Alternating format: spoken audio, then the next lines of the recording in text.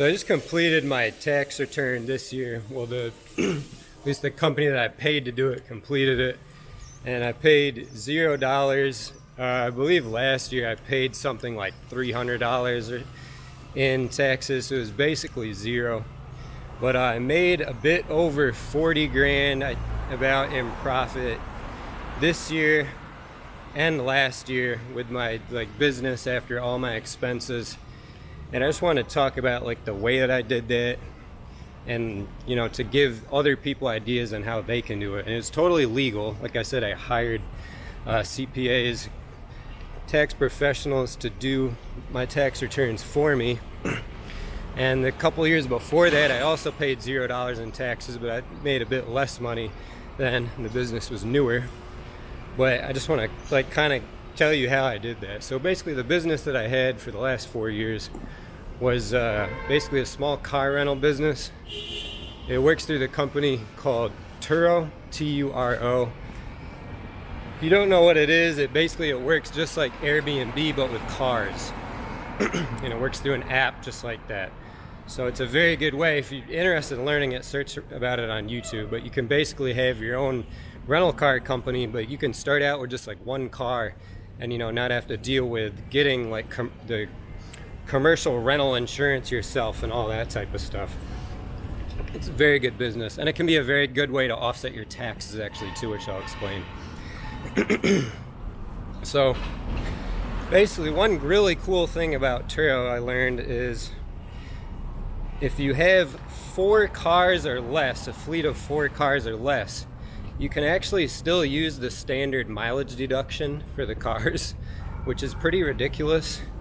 So what the standard mileage deduction is, if you don't know what it is, for every mile your car is used for work or business purpose, you get to deduct a certain amount of that. And they give you it's probably over 60 cents per mile now, or let's just go with 60 cents. It's probably around that now. They keep raising it, especially with inflation. They probably raise the amount way up.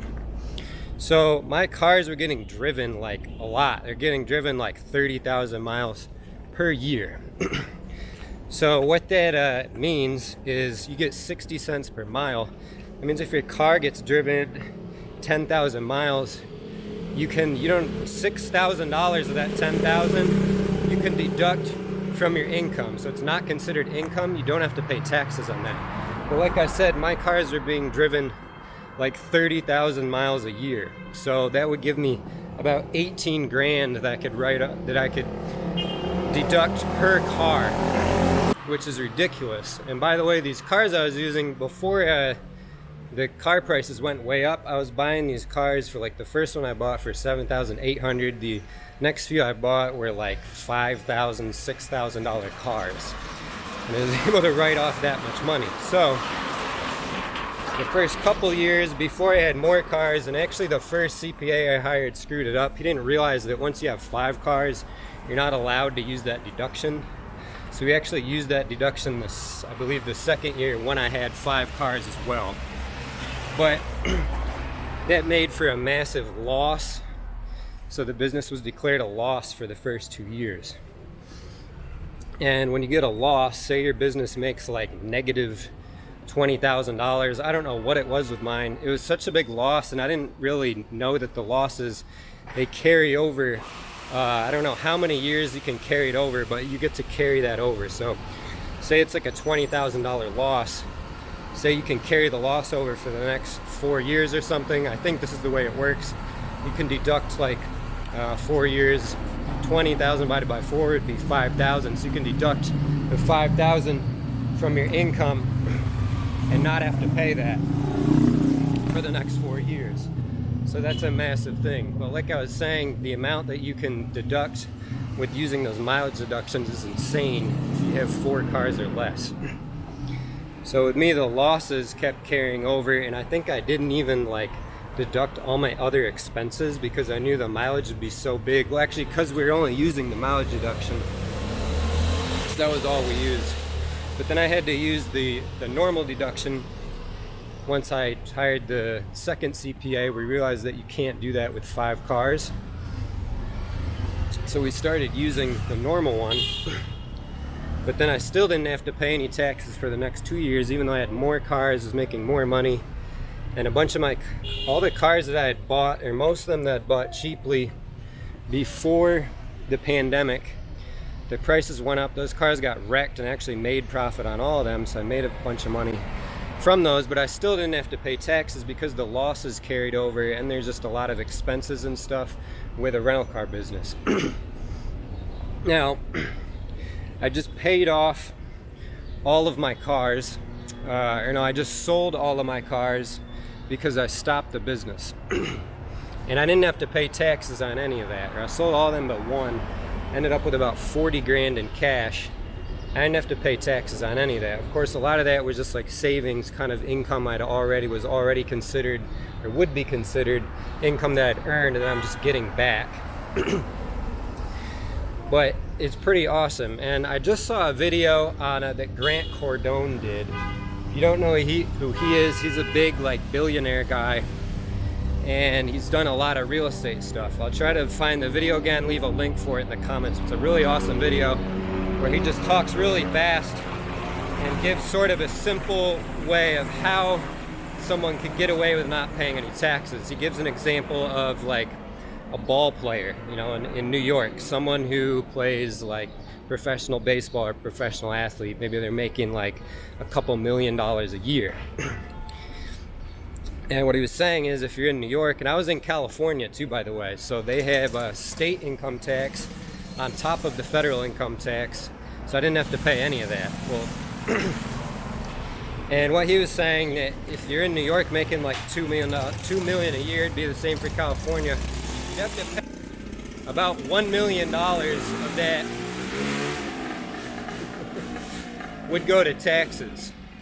But he was saying that the way you don't end up doing that is, instead of buying junk, he's like, don't buy shit, don't go buy watches, Lamborghinis, don't buy a house for your mother, don't buy your own house. What you do is you spend all of your income on assets. You spend them on things that are gonna make you passive income. And he was giving real estate as an example. He was saying what you can do instead is buy a bunch of real estate, and obviously you're gonna rent out the real estate like that. And then you're spending that money on business assets. You're putting that money into a business. So now it isn't income anymore. You don't have to pay taxes on any of it. But obviously, you're gonna be bringing in money. You're gonna be getting a bit of profit with that, hopefully every month from it. And eventually the buildings are gonna go up in value. You can also purchase the buildings using loans. So with that extra $1 million you would have paid in taxes, or the fifth, you're using an example live on more like 200 grand a year, whatever, spend $1.5 million or whatever you can on all these assets. That way you get your income down to zero, and you're building wealth at the same time without having to pay any taxes. And what he says is what you do eventually, this is what super rich people do. I've heard this is what Elon Musk do. He uses the Facebook guy as an example. What they'll do is, to pay them to have money to spend on themselves, is they'll just take out a loan. They'll take out loans, and they'll use that for their own living expenses. So with real estate, it's a very simple example. If you own a bunch of real estate, you can take out loans based on value of the real estate. And say, he was saying you do it every 10 years as an example. This is because the value of the real estate is going to go up every 10 years. It'll increase in value.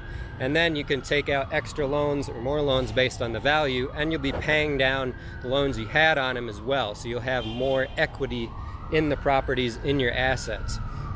So you'll be able, what was I saying? So you'll be able to take out bigger loans. See and when you take out loans, that is not taxed. It doesn't count as income. And obviously you need to make the minimum payments to pay the loans off every month. To do that, what you do is just take the income coming in from the properties. And just like with the car thing, I was giving an example of the real estate, there are tons of tax benefits from that. Probably, I don't know, maybe part of it is to encourage people to invest in real estate, because if they didn't, there wouldn't be as much housing or apartments for people. But probably a big part of it, maybe all of it, is just because most really wealthy people use real estate as an investment, and they don't want to pay taxes, and I think a lot of them are making the laws. What do you think? It's fair, unfair? This is just how it works. If you want to make more money, build big wealth, and don't pay taxes, well, you got to play the game. And there's a lot of really creative things you can do to pay less taxes or no taxes. So one thing I'm doing now, I sold the old business, and I'm learning about investing into websites that make money, passive income. So I just spent $4,000 on a website this year, or I bought a website for $4,000. Last year I bought courses to learn how to do this. I spent, $2,800 on a couple courses to learn. And I also spent about $2,000 or $2,500 on paying a writer to start up my own site from scratch. All that money I don't have to pay taxes on, because instead of buying junk with the money I'm having, I'm buying assets with it. I'm learning a new skill with it. And this is what the thing is, that poor people, a lot of times they'll spend, or the middle class, they spend money like they're rich. But what the rich people do is they spend money, live a lifestyle like they're poor, but then they spend money like poor people do on junk. They spend that money on assets. So with middle class people, the bulk of their income just goes to paying for stuff, like living expenses and junk luxury items, especially in people in the United States. They buy a lot of bullshit, a lot of luxury bullshit. But what rich people do is they spend most of their income on assets. That's what I've been doing for the last few years. Every extra penny that I could get, pretty much, is living a very sort of just poor lifestyle, not really buying much. And all the extra money I had, most of it I'm just putting into building a business. And that's why I didn't have to pay any taxes for the couple of years. Some other thing I'm doing is I started up a travel blog, partly for fun, but part of it is because even if that I never make any money with the travel vlog, the YouTube channel, I might make a blog as well. But you can do this.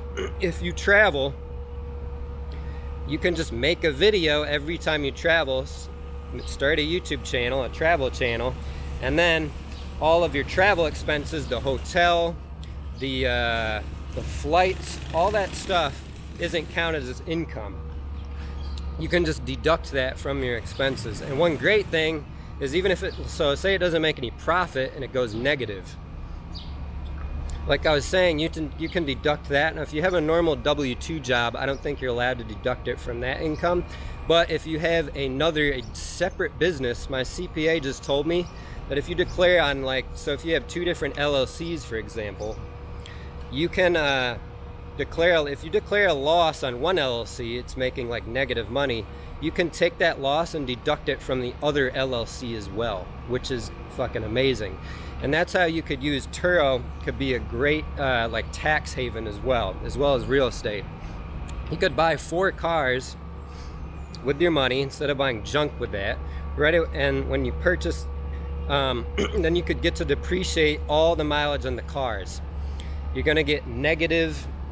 You can buy cheap cars, and then you're gonna get negative income on that business from that. You can declare a loss. Now, you're not supposed to declare loss on a business. They say it's not advisable to do it for too many years, but depending on the CPA you work with, you might be able to do it. But what you can do is you could grow the business too, and even say it gets to the point where you're paying too much taxes, you could start a separate business and do the same thing, or you could sell all the cars at the end and just buy property or something with the money you made from that. There's all sorts of creative ways that you can use to pay no taxes. And you can learn a lot of it for free from searching around on the internet. And then obviously as you make more money, you're gonna wanna hire a CPA to do your taxes. And then you're gonna wanna hire the CPA just to get advice and planning and learn, creative stuff like this that you can do that's legal to pay no taxes.